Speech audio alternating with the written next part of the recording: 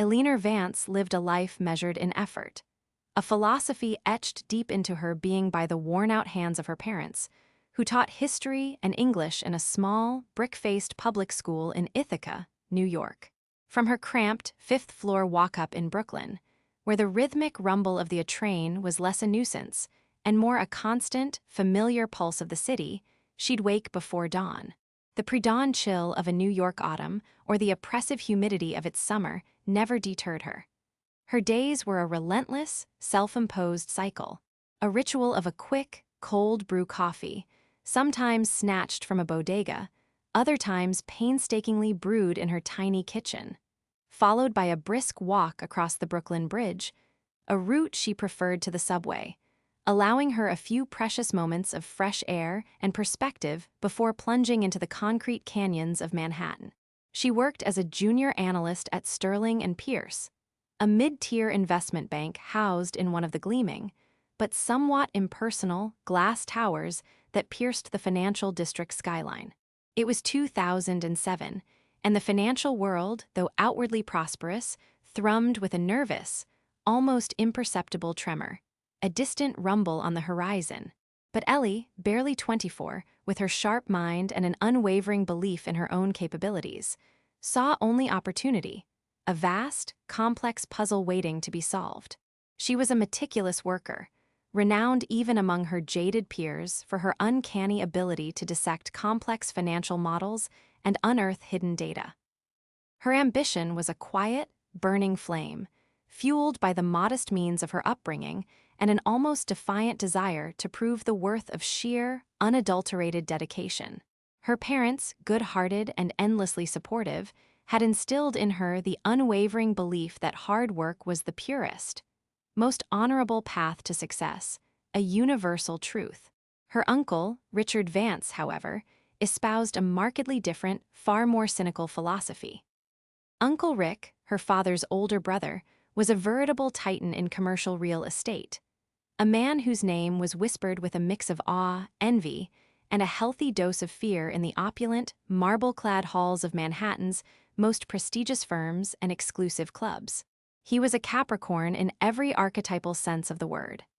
Ambitious to a fault, ruthlessly disciplined, shrewdly pragmatic, and fiercely, almost possessively, protective of the sprawling empire he had painstakingly built from humble beginnings. But beneath the polished veneer of success lay a deep-seated cynicism, a jaded view of human nature that often manifested in thinly veiled contempt for what he perceived as naivete. He frequently scoffed at Ellie's earnestness, her relentless focus on details, her insistence on integrity. "Ellie, sweetie," he drawled during their infrequent but always memorable family dinners, usually hosted at some exorbitantly priced midtown steakhouse, a fortress of power lunches and hush deals. "Hard work is for the drones, the worker bees. You think I got where I am by just working hard? That's what they tell the grunts to keep them motivated. No, darling, it's about who you know, what you're willing to compromise, and a healthy, almost insatiable dose of cutthroat ambition. Sentimentality, integrity, all that touchy-feely nonsense. It will get you absolutely nowhere in this city. You'll be chewing on dust while the real players feast." He'd flash a condescending, almost pitying smile, his eyes sharp and predatory as a hawk's, constantly scanning the room not for family, but for more important connections, for faces that could further his agenda. Ellie would just nod, a tight, carefully constructed smile plastered on her face, but his words always grated, a discordant, unsettling note in her carefully composed melody of diligent effort. She'd hoped with a quiet, burning intensity to prove him spectacularly wrong, to show him that true merit, unblemished by ethical compromise, could still triumph, even in the ruthless crucible of New York. Her chance, or so she naively believed, came with the internal project codenamed Olympus. Sterling and Pierce was in an intense, high-stakes competition for a massively lucrative mandate, advising on the acquisition of a vast, complex portfolio of distressed commercial properties scattered across all 5 boroughs. A deal that, if secured, could not only significantly reshape a portion of the city's iconic skyline, but also fundamentally redefine the firm's standing and bottom line. Uncle Rick's formidable firm, Vance Holdings, was a major aggressive competitor, notorious for its audacious tactics, its seemingly bottomless pockets, and its network of influential contacts. Ellie, driven by an almost manic desire to contribute something truly significant, dedicated herself to the project, working late nights that bled into early mornings and sacrificing entire weekends. She pored over thousands of pages of mind-numbing zoning laws, meticulously cross-referenced property valuations from disparate sources, and analyzed granular market trends with an almost obsessive focus. It was during one of these exhaustive deep dives, buried in a forgotten annex of a city planning document, that she discovered it. An overlooked clause in a decades-old municipal tax incentive program, a subtle but incredibly potent detail. A single, deceptively innocuous paragraph in thousands of pages of dense legalese. If leveraged correctly, this obscure clause could significantly reduce the acquisition costs and dramatically boost potential long-term profits. It was a minor adjustment, a technicality, yet its strategic implications were nothing short of massive. She presented her findings, meticulously documented and flawlessly articulated, to her immediate superior, Mark Jenkins. Mark was a senior VP, a man whose weary cynicism had long since replaced any youthful idealism, and who typically dismissed junior input with a dismissive wave of his hand. To Ellie's genuine surprise, he listened, his eyes, usually half-lidded with boredom, widening perceptibly as she spoke. He promised to personally take it to the partners, explicitly giving her credit. A week later, during a firm-wide meeting, Mr. Harrison, the firm's lead partner, praised the innovative strategic insight that had given Sterling and Pierce a critical, competitive edge. Ellie felt a profound surge of pride, a quiet, deeply satisfying vindication that shimmered beneath her professional composure. Her uncle's jaded pronouncements felt suddenly hollow, irrelevant. Then came the annual Sterling and Pierce Christmas party, a lavish, ostentatious affair held in a rented ballroom on the top floor of a gleaming skyscraper, offering breathtaking, panoramic views of a twinkling Central Park and the sprawling city beyond. Ellie, feeling an uncharacteristic lightness, a genuine buoyancy, spotted Uncle Rick, a crystal flute of vintage champagne in hand, holding court with a reverential group of senior executives, including the very same Mr. Harrison who had lauded her insight. She approached, a hopeful, almost radiant smile on her face, eager to share her small but significant victory, to finally earn a sliver of his approval. "Uncle Rick," she began, her voice infused with an innocent excitement, "did you hear about the Olympus project? We found a way to make the numbers work even better, a real game changer." He turned, his face shifting into a practiced, urbane smile that she now realized never quite reached the cold depths of his eyes. "Ah, Eleanor, yes, I heard. Rather clever, that little loophole Mark found. He's always been good at digging into the minutiae, isn't he?" Ellie's smile faltered, a fragile thing suddenly cracking. Her heart gave a painful lurch. "Mark, no, Uncle Rick, that was my research. I spent weeks, months, poring over those documents. It was my discovery." Uncle Rick let out a soft, dry chuckle, a sound devoid of any warmth, utterly dismissive. "Your research? Oh, sweetie, don't be so terribly naive. Ideas are cheap, dime a dozen. Execution, presentation, ownership, that's everything. Mark took your little doodle, polished it up, slapped his name on it, and presented it. That's how the real world, the adult world, works. You think they'd listen to a junior analyst from Brooklyn, fresh out of college? No one takes an intern seriously, no matter how many hours they put in. Hard work means nothing if you don't know how to play the game, how to position yourself. You're too soft, too trusting, too earnest. You need to grow a thicker skin, a leaner, or this city, this industry, will chew you up and spit you out, leaving nothing but bones." Mr. Harrison, having overheard the exchange, merely offered Ellie a tight, polite, almost pitying smile, then smoothly turned his back, resuming his fawning conversation with Uncle Rick, as if she were an irritating fly buzzing around a banquet. Mark Jenkins, across the room, caught her eye for a fleeting moment, his gaze quickly darting away, laden with an unspoken shame that only deepened her pain. The opulent ballroom, moments ago filled with the joyous, cacophonous chatter of success, now felt impossibly vast, alien, and bone-chillingly cold. The warmth, the hopeful glow that had radiated from Ellie's face, drained away, replaced by a searing, humiliating flush of shame and a profound sense of betrayal that twisted her gut. Her uncle's words, once mere cynical advice, now echoed, sharper and more painful than any public reprimand, slicing through her last vestiges of idealism. Hard work means nothing. He had not only dismissed her effort, he had actively encouraged her supervisor to take credit, or at the very least, had turned a convenient blind eye to the blatant theft. The brutal, gut-wrenching realization hit her with the force of a physical blow, leaving her breathless. She wasn't just unappreciated, she was exploited, a convenient, expendable cog in their relentless, self-serving machine. She was a pawn, nothing more. She mumbled a barely audible excuse, retreating to the darkest periphery of the room, the festive lights of the Christmas tree blurring into iridescent smudges through a sudden, hot film of tears. The remainder of the night became a hazy, suffocating ordeal, a public execution of her youthful hopes. The next morning, she didn't just feel defeated, she felt utterly hollowed out, as if a vital organ had been surgically removed. The vibrant hues of her ambition had faded to a desolate gray. She spent days and a days, going through the motions at work, her once meticulous attention to detail replaced by a detached numbness. The thought of quitting, of simply vanishing from this cruel landscape, crossed her mind countless times, a tempting, siren song of oblivion. But where would she go? What would she do?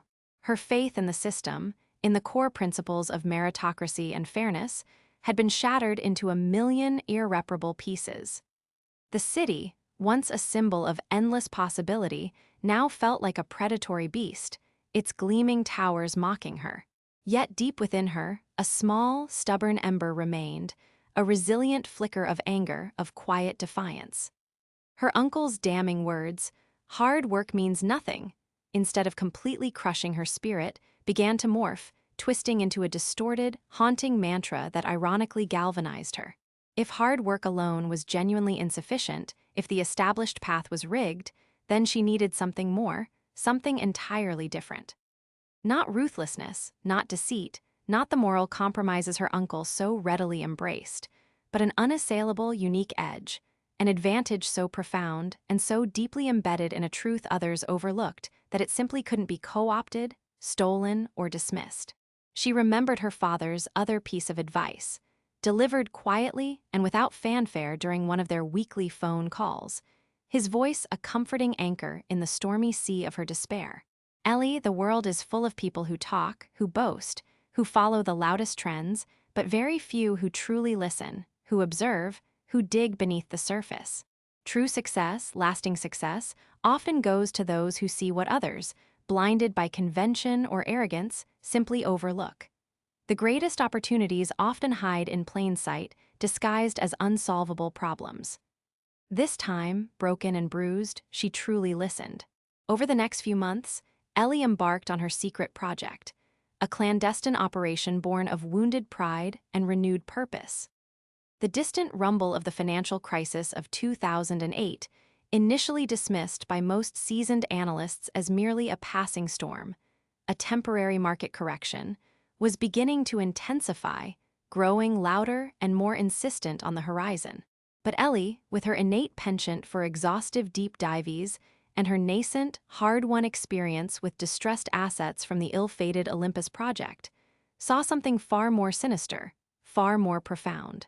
She began to meticulously track the burgeoning subprime mortgage market, noticing the intricate, almost invisible web of defaults and foreclosures quietly beginning to spread like a cancerous growth from the sun-drenched, over-leveraged suburbs of Florida and Arizona. Slowly, but inexorably creeping towards the very heart of the nation's financial institutions. She saw patterns, delicate but crucial connections, and systemic vulnerabilities that the market's lumbering giants fixated on their established, high-value commercial deals and complacent in their assumed infallibility, were willfully ignoring or simply incapable of perceiving.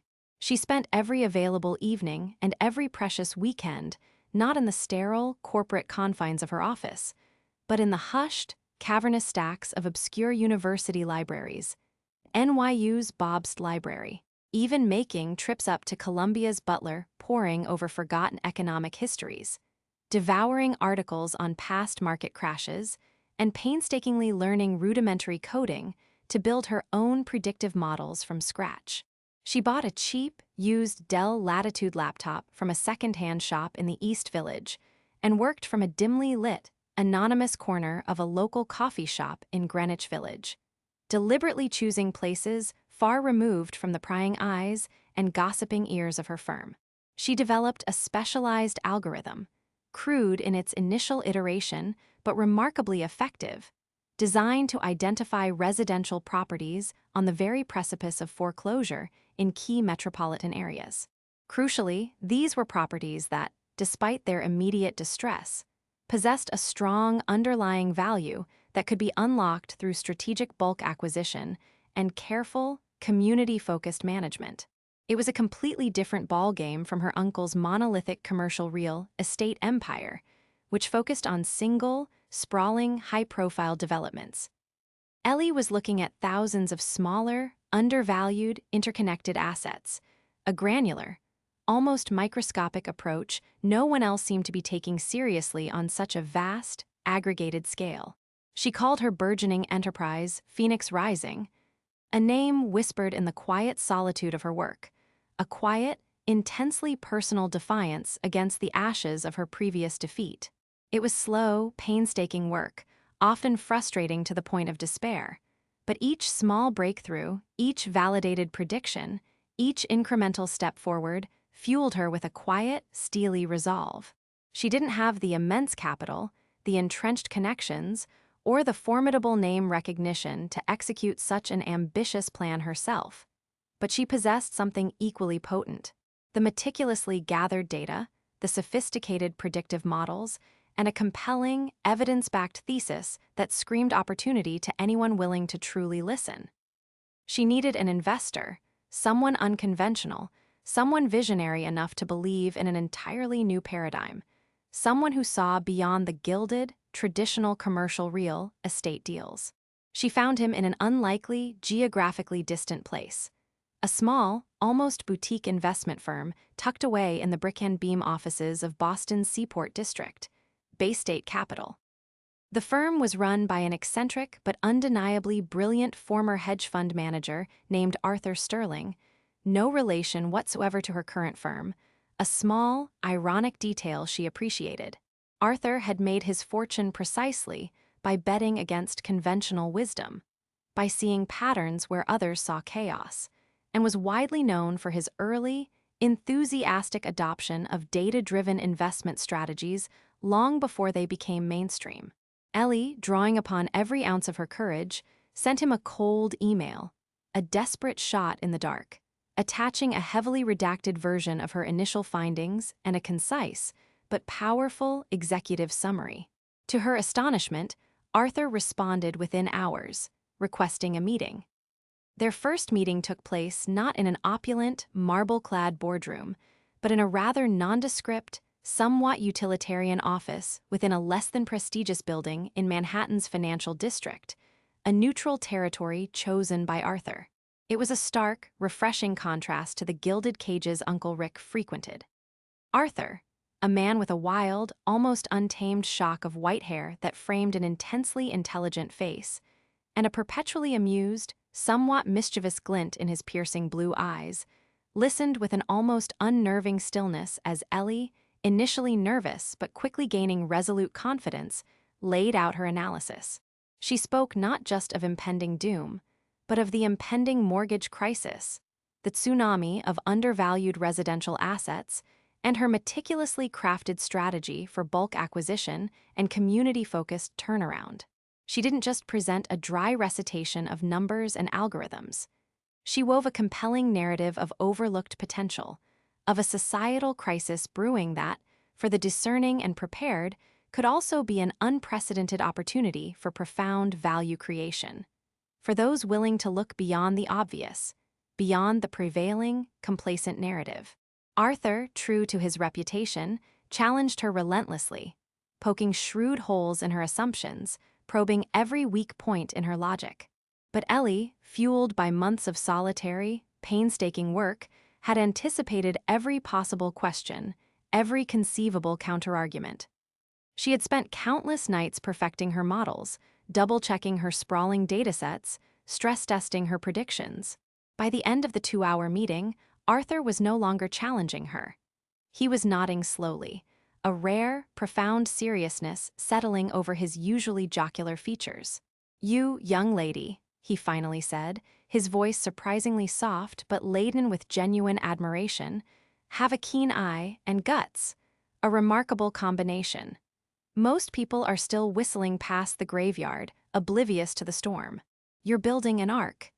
Bay State Capital, with Arthur Sterling firmly at the helm, was not merely interested, they were captivated. They didn't just want her data, they wanted her. They offered her a position as head of quantitative research, a groundbreaking role that came with a significant equity stake in the new, dedicated venture that would execute the Phoenix Rising strategy. The offer was contingent on her full, unreserved commitment and, critically, a comprehensive non-compete clause that explicitly meant leaving Sterling and Pierce. It was a terrifying, exhilarating leap of faith, a moment of profound decision that would redefine her entire future. She took it without a moment's hesitation. Over the next year, the distant rumble became a deafening roar. The subprime crisis, dismissed by so many, exploded with devastating force, just as Ellie had predicted with chilling accuracy. The entire financial market was in a state of freefall, a chaotic cascade of collapsing institutions and plummeting asset values. Uncle Rick's commercial real estate empire, built on decades of high value, often highly leveraged deals, began to feel the full, debilitating force of the tremors. Development projects stalled indefinitely, vital lines of credit and financing dried up almost overnight, and his venerable firm, Vance Holdings, found itself increasingly vulnerable, its foundations cracking under the unprecedented strain. He, true to his arrogant form, scoffed openly at the doomsayers and contemptuously dismissed the nascent residential crisis as a temporary blip, an overreaction. He stubbornly doubled down on his existing, increasingly obsolete commercial strategies, utterly convinced that the fundamentals of large-scale commercial real estate would always, eventually, hold strong, that the storm would pass without truly touching his empire. He was wrong. Meanwhile, Ellie, now firmly ensconced in Boston, but frequently traveling back to her former battleground, NYC, quietly and efficiently built her specialized team at Bay State Capital. Under her guidance, they began acquiring vast, previously unthinkable portfolios of distressed residential mortgages and foreclosed properties at rock-bottom, fire-sale prices, often from struggling, desperate regional banks eager to offload their rapidly metastasizing, toxic assets. Her sophisticated predictive models, honed to an exquisite sharpness, guided their acquisitions, unerringly identifying specific geographic areas, often in overlooked urban centers and inner-ring suburbs, with strong underlying community foundations and immense potential for quick, sustainable recovery. In these areas, a relatively small, targeted investment coupled with strategic, empathetic management could genuinely transform a blighted, abandoned property into a thriving, vital home, and in aggregate, revitalize entire neighborhoods. They were buying thousands of homes, not individual units, creating an unprecedented scale and efficiency where no one else had dared to tread. The culmination of Ellie's journey, and the stage for her quiet, devastating revenge, came with the bidding for the Liberty Heights portfolio. It was a colossal, immensely complex collection of residential properties sprawling across several key northeastern cities, including significant swathes of undervalued, but high-potential, real estate in Queens and the Bronx in New York. originally held by a rapidly collapsing regional bank, Northwood Savings and Loan. The sheer volume, the intricate legal complexities, and the immense logistical challenges of managing such a diverse, large-scale residential portfolio had deterred most traditional real estate giants, including, crucially, Vance Holdings, who stubbornly preferred the simpler, more manageable landscape of single, large-scale commercial developments. Uncle Rick, however, had belatedly, almost desperately, realized the immense potential of such an acquisition. It was now a critical lifeline for his increasingly struggling firm, a desperate gambit to diversify and capture a new, burgeoning market that he had so arrogantly dismissed. Ellie knew all of this. She'd heard the increasingly frantic whispers through her old connections within the New York financial circles, the desperate scrambling within Vance Holdings, the palpable fear radiating from her uncle's increasingly anxious lieutenants. She also knew, with cold, analytical certainty, that Uncle Rick was still trying to navigate the convoluted, granular world of distressed residential assets, using his outdated, ill-suited commercial real estate playbook, attempting to cherry-pick the best individual properties, and fundamentally struggling with the sheer, overwhelming scale and complexity of the residential market. He viewed it as a temporary blip, a fleeting aberration, not a fundamental, epical shift in the very landscape of real estate. Bay State Capital, with Ellie at the absolute forefront of their acquisition strategy, was perfectly positioned, an agile, data-driven predator in a market of lumbering, blind dinosaurs. They possessed not only the advanced predictive models, but also the highly specialized team and the robust, scalable infrastructure specifically designed to manage such an intricate, vast residential portfolio. The bidding process for Liberty Heights was fierce, protracted over agonizing weeks of intense negotiations and multiple rounds of offers. Ellie meticulously prepared Bay State's final, definitive offer, ensuring every single detail was flawlessly executed, every potential risk meticulously mitigated, every single opportunity for long-term value maximized. She wasn't merely offering the best price. She was offering the most comprehensive, most secure, most strategically sound solution for a struggling bank desperate to offload a massive, toxic liability without further market disruption, without risking a domino effect. The final, climactic meeting was held in a stark, elegantly modern conference room on the 50th floor of a downtown skyscraper. Its floor-to-ceiling windows offering a commanding, somewhat ironically detached view of the churning Hudson River. It was a neutral territory, carefully arranged by the sellers to ensure impartiality. Representatives from 4 leading firms were present, including Arthur Sterling and Ellie from Bay State Capital, and Uncle Rick himself, his face etched with strain, flanked by his formidable legal team from Vance Holdings. The tension in the meticulously climate-controlled room was so palpable it could be cut with a knife. Uncle Rick, looking noticeably older, his usual swagger replaced by a tightly controlled anxiety, offered her a curt, almost imperceptible nod, his expression an unreadable mask. He still, she suspected, fundamentally saw her as nothing more than the junior analyst from Brooklyn, a fleeting annoyance. When it came time for the final, decisive presentations, Uncle Rick, ever the showman, spoke first. His voice, though booming, full of his usual practiced confidence and seasoned gravitas, was now tinged with an unmistakable, desperate edge. He emphasized Vance Holdings' storied legacy, their unparalleled experience in transformative, large-scale commercial deals, their unmatched market insight gleaned from decades at the top. He painted a grand, sweeping picture of future profitability, but it was painfully clear, to Ellie and the astute bank representatives, that he still hadn't truly grasped the fundamental nature of the distressed residential market. He was stubbornly applying a commercial lens to a fundamentally different, far more intricate beast.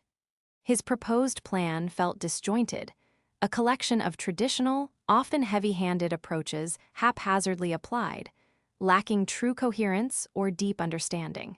Then it was Ellie's turn.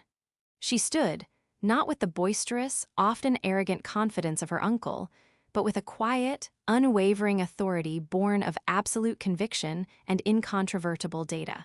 She didn't just present a financial offer, however impressive. She presented a comprehensive, scalable, and meticulously data-driven strategy.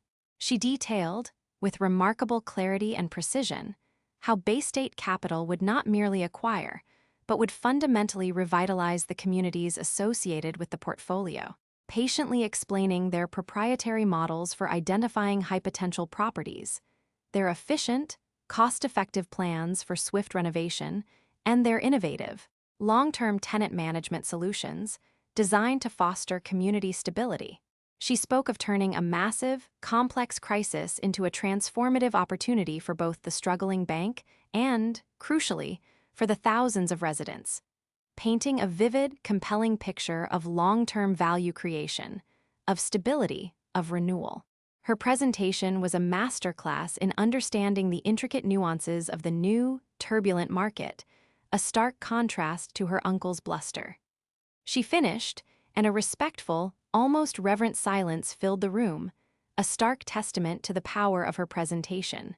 The bank's representatives exchanged subtle, knowing glances, a visible, almost visceral shift in their collective demeanor.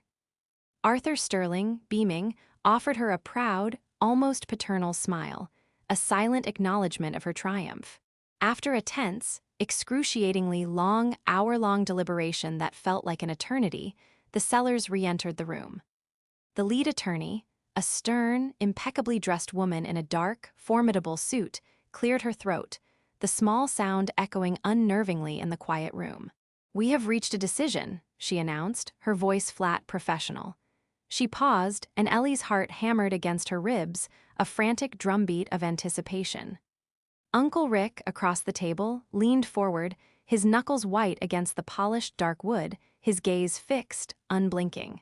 "We are pleased to announce," the attorney continued, her gaze sweeping deliberately across the expectant faces in the room, finally, irrevocably, resting on Ellie, that the Liberty Heights portfolio will be awarded to Bay State Capital. A collective gasp, almost imperceptible, then a stunned, profound silence descended, heavy and suffocating. Uncle Rick's face, usually a mask of impenetrable composure, went utterly ashen. His jaw clenched so tight a muscle twitched visibly in his temple. His eyes, momentarily meeting Ellie's across the polished table, were a complex, raw mixture of shock, profound disbelief, and a flicker of something she hadn't seen before. Genuine, unadulterated, soul-crushing defeat. He had wanted this deal with every fiber of his being. He had truly needed it as a bulwark against his firm's crumbling empire, and it had been snatched away, not by a peer, not by a rival titan, but by the very person he had so casually, so arrogantly dismissed, the junior analyst from Brooklyn.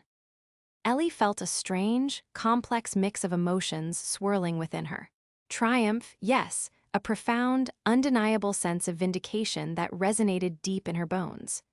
But also, a quiet, almost melancholic sadness for the shattered illusion of her uncle, the formidable figure she had once, long ago, looked up to with a naive admiration. She had proven him spectacularly wrong. Hard work, she now knew with absolute certainty, combined with foresight, resilience, an unyielding will, and an astute understanding of what others overlooked, could indeed mean everything. She had signed the contract he couldn't get, not by stooping to play his cynical game, but by bravely, ingeniously, inventing her own. The consequences for Uncle Rick were severe.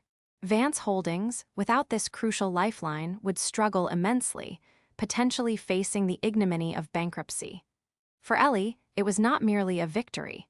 It was the definitive beginning of a new, powerful chapter in her life. A chapter built not on borrowed glory, not on cynical ambition, but on the unshakable bedrock of her own relentless effort, her quiet brilliance, and an acute, empathetic understanding of a rapidly changing world her uncle had stubbornly, arrogantly refused to see. The victory tasted sweet, undeniably so, but it also carried the immense weight of the arduous, often lonely path she had walked, a path forged in the crucible of his dismissive, contemptuous words. She had not become him. She had, irrevocably, surpassed him, on her own fiercely independent terms.